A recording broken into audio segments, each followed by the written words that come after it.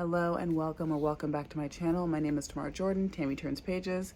I'm so glad that you are here and that you decided to turn pages with me today. Today we are turning pages. We're going to be doing a mood reading vlog. This year I really want to prioritize the books that are on my physical TBR. I think I did a good job last year, but I really want to focus on it this year. So we're going to be mood reading off of my physical TBR. Let me show you the books that I have picked. The first one is Now That I Found You by Christina Forrest. I don't really know anything about this book except that I've read a few of this author's work before and I really liked it a lot. So I thought, why not? This looks like a cozy romance. So yes. The next book I want to read in this vlog is From Here to the Great Unknown by Lisa Marie Presley and Riley Keough. This book is obviously the story of Lisa Marie Presley, a little bit of Riley Keough, and a lot of Elvis. If you don't know Elvis, well, Lisa Marie Presley is Elvis's daughter. Riley Keough is Elvis's granddaughter. Lisa Marie Presley's daughter. She's on the back. I'm interested in this book just because I'm really interested in, well, my husband was like in love with Elvis when he was growing up and was like obsessed with him. And I am interested in Lisa Marie Presley, especially being the daughter of Elvis, but also just like the whole like Michael Jackson marriage thing. So weird. And I just want to like, maybe she touches on it a little bit. I don't know if she does or not, but yeah, it's an interesting choice. And I just want to, I want to know if that's touched on at all in this book. And then the last one, you will have seen me reading this morning. I also read some of it last night. Last night I was able to get to, I think, chapter 6. And this morning I got to chapter 16, I think. So I'm like halfway through this book now. So this is The Last Post by Renee Carolino.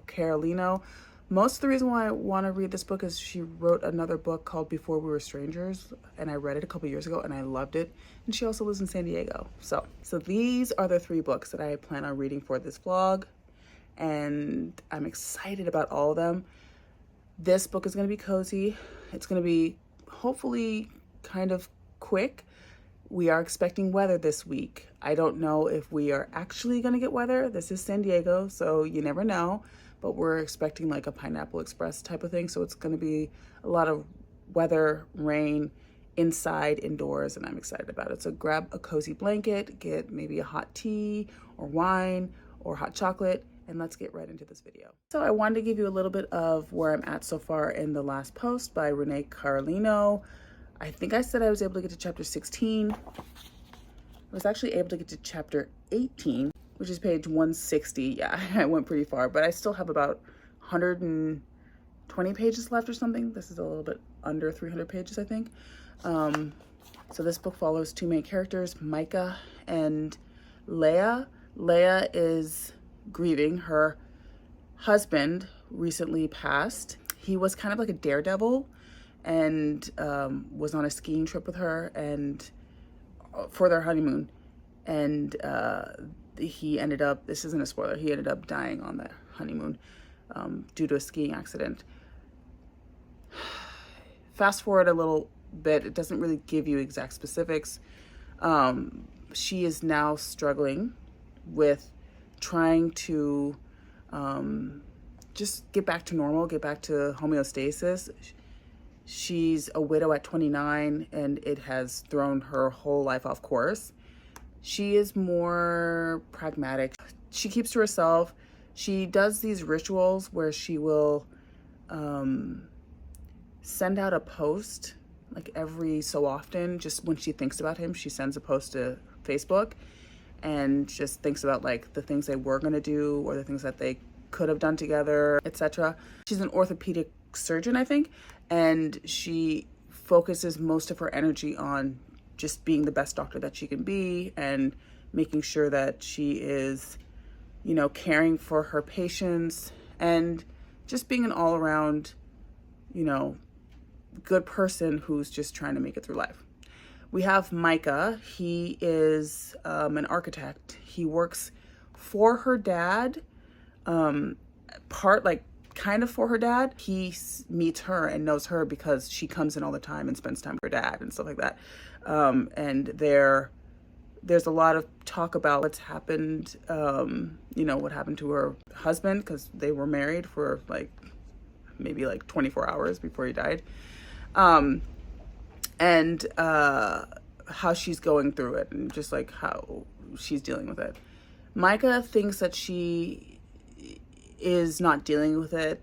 I don't want to say like the way she should, but he feels like she's lost her will to go on. And so every time she posts something, sorry, the wind is winding right now, but every time she posts something, he will then do something. I'm sorry, the wind is going crazy. He will do something where he will then try to make that post happen. So say she was like, oh, I really wish that we went to the hockey game, blah, blah, blah, blah, blah. Then he'll leave a hockey ticket for her so that she can experience it. So far I'm liking it. He talks about like, if he's overstepping, which in my opinion, I think he's overstepping a bit, but he talks about that. He talks about like, if, feeling like a stalker. He also talks about,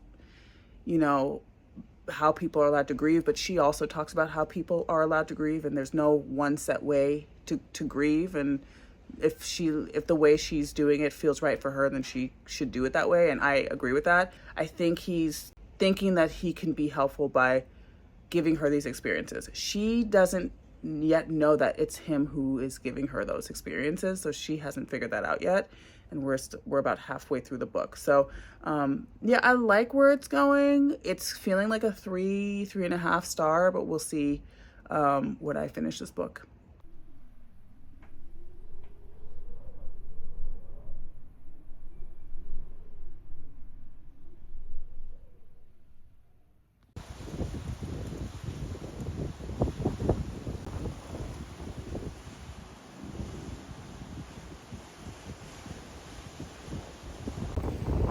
I'm outside. It's just so windy.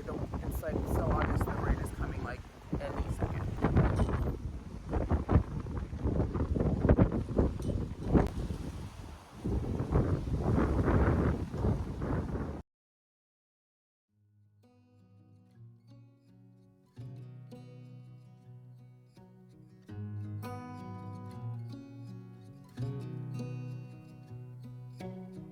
Beneath the starlit sky, our love's secret line. Alright, I got a chicken pot pie. Look how delicious that looks. That's for dinner tonight.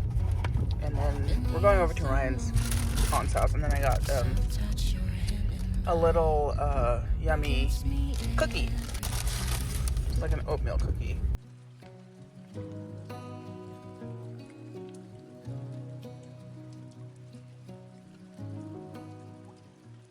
Good morning. I wanted to share where I was at in the last post by Renee Carlino. This was a no for me. I mean, it wasn't great. I could not get over the fact that he was like pretty much a stalker from the beginning. I mean, if she's not ready, she's not ready. You know what I mean? Like, if she's not ready and she's telling you she's not ready, she's not ready. So if there were times where he would like back off, our main character Micah would back off and kind of give her some space, but like, she's not ready. She's not ready. So I don't know. I wouldn't recommend this book. If you were going to read one book from her, maybe read that one instead of this one, because this one wasn't it. So I'm going to move on to the next book, which is Now That I Found You, but this is by Christina Forrest. I'm hoping, which I think it will be okay, but I'm hoping that this book is better than the last one. So we'll see. Lost in the city lights, our love's electric, right? You make me feel alive. I know July is gone. You make me feel at home in the neon glow. As the leaves change color, I dive into you. When summer's fading, there's nothing to do.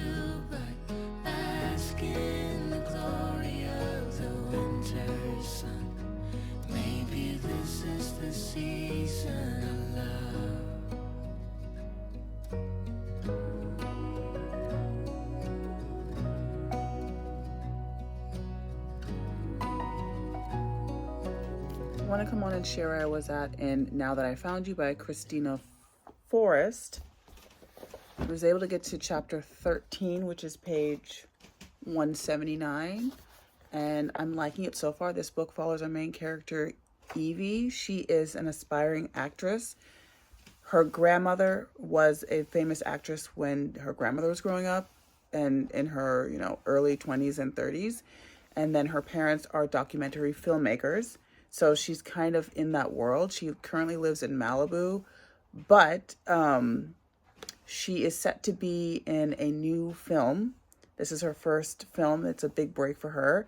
And before she gets the chance to be on the film, her friend, who is jealous and has some unresolved feeling getting the role that she didn't get, she ends up sabotaging her. So she takes a video of her making fun of the director of this new movie that Evie is supposed to be in, and it goes viral, and Evie is now blacklisted. She can't do anything.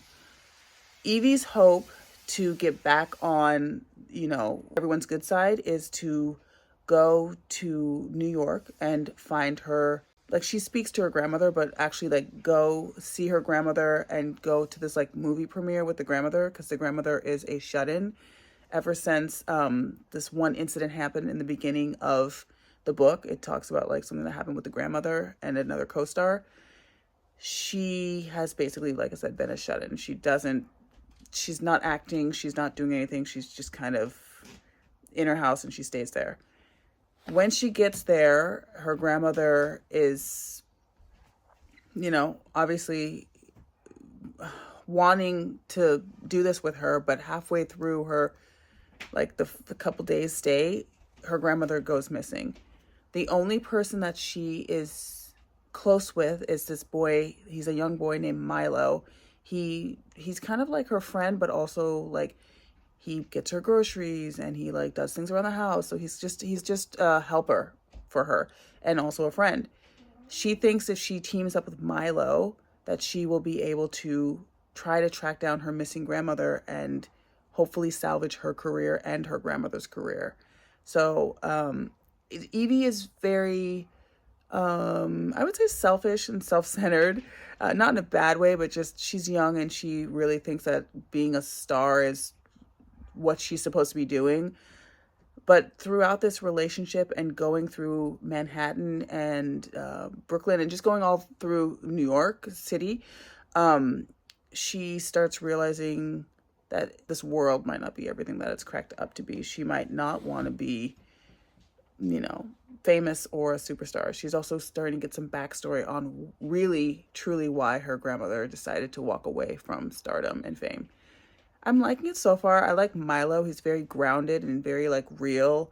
And she's kind of like up in the clouds, self-absorbed. And he's bringing her back to, reality, which is good. Probably about halfway through. I'm going to try and finish most of this tonight into tomorrow morning. And then I will give you a review and move on to my last book for this vlog.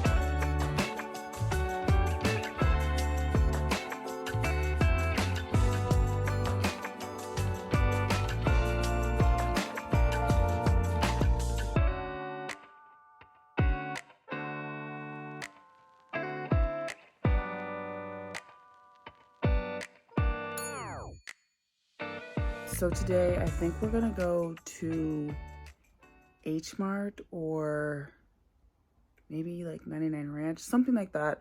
I just want to pick up some like, I don't know, some like Japanese snacks. And because it's kind of cloudy today and like we're getting kind of sun, it's like partially cloudy, but we're supposed to be getting some more rain. And then I love watching Studio Ghibli films when it rains, so we'll probably do that after. So I don't know when we're gonna do it though, today or sometime later today. I don't know, we'll see.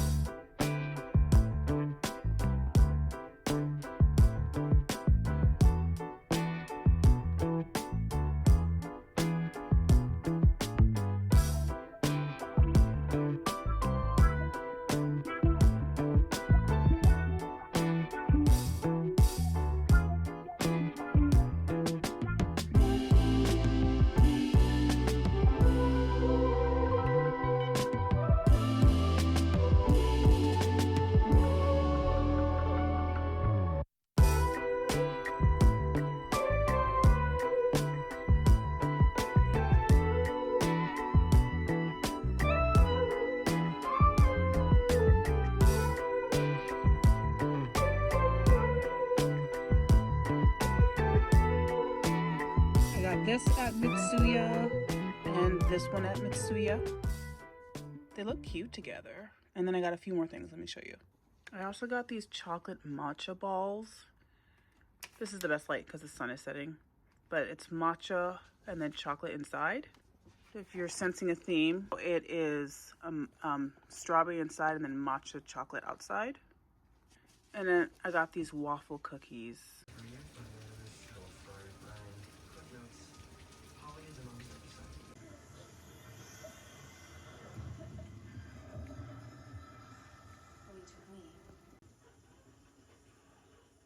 Good morning. It is not the next day, but the day after. Yesterday I didn't vlog because my neck and shoulder were really like tight and sore, and I just didn't want to vlog, to be honest with you. So I didn't, but I was able to finish From Here to the Great Unknown by Lisa Marie Presley and Riley Keough.